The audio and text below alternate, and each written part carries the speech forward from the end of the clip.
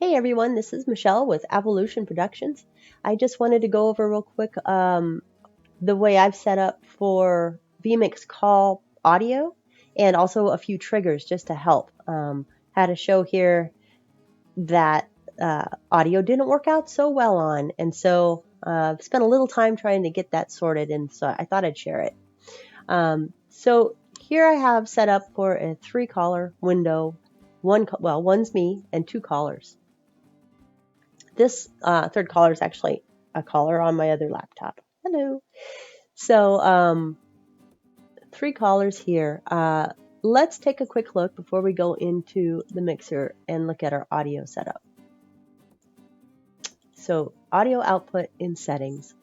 I have my master output to my speakers in the house here that are turned off. I also have it going to my headphones here, the Behringers.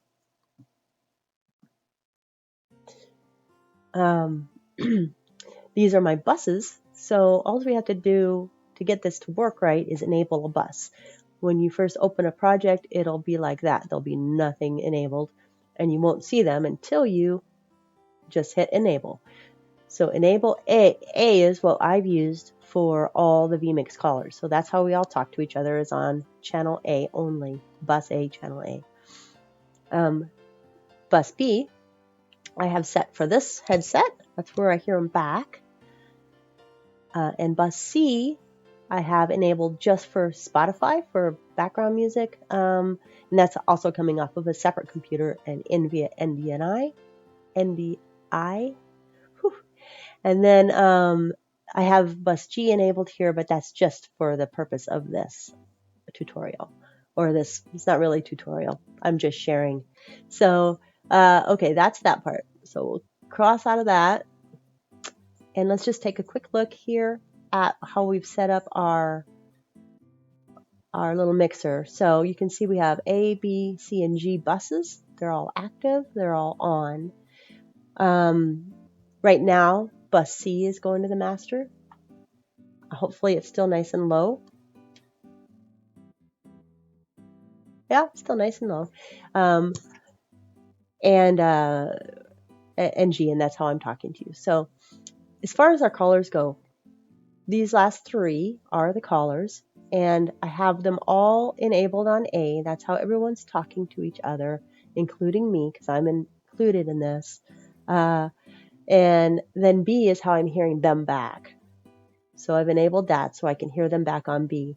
I did not enable my own B because I would hear my own voice, and I don't want that. Return program is also on A, so everybody can hear the program feed. All of these are on. They should be on. That's on. And I keep it this way, and I turn off the automatic transition button because we're going to do that with triggers. So that's how this part is set up. Spotify here is going to C. You have to right click to get to C and above on the buses. So you just right click on A or B and C will pop up there. So that's how I have that one going to C.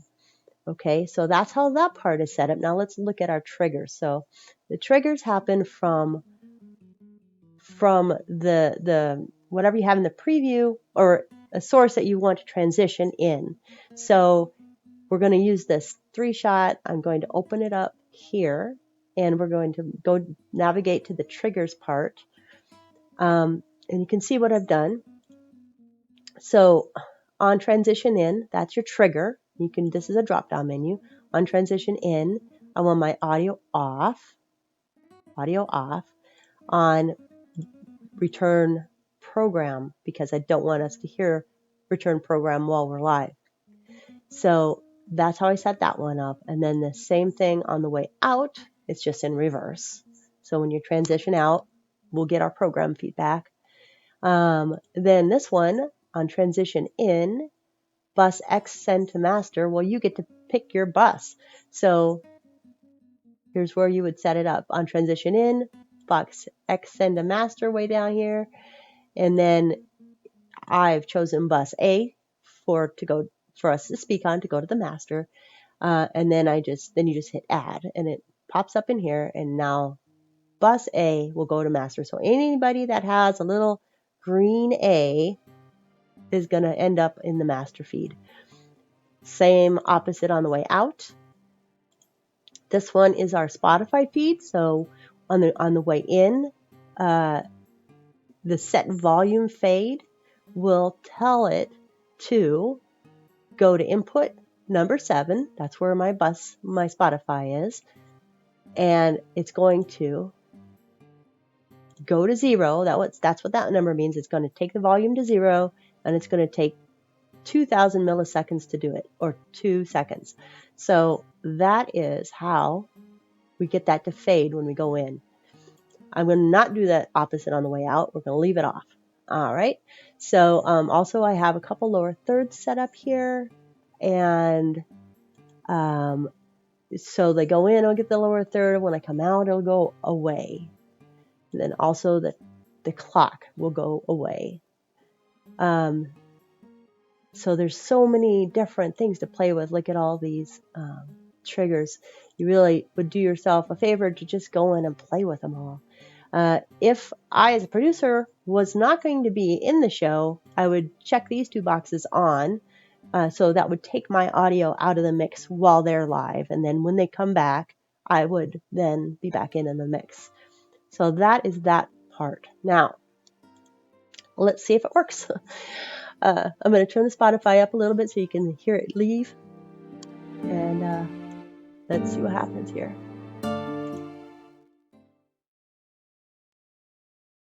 Yeah, everything worked.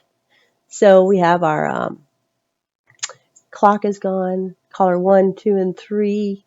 Lower thirds came in. Timer, I already said that. Spotify faded. If you look down here, you can see the return program is off. Spotify is down. Everybody's on. Spotify's still on in the master. It's just down.